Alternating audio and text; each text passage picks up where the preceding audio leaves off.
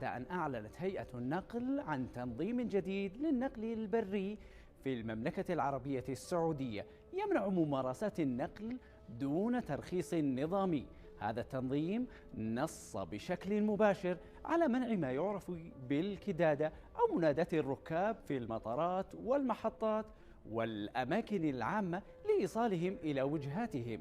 النظام الجديد يفرض عقوبات وغرامات مالية على المخالفين تبدأ من 11,000 ريال مع حجز المركبة 25 يوما، وتصل إلى 20,000 ريال وحجز 60 يوما بحق من يزاول النقل غير النظامي، مع إمكانية بيع المركبة المخالفة وإبعاد غير السائق. تاكسي؟ وش هو؟ أقول لك تاكسي؟ قداد خصوصي. يا مرحبا بك، أنا من الفجر هنا ما لقيت الراكب وأنت تلزز هنياك.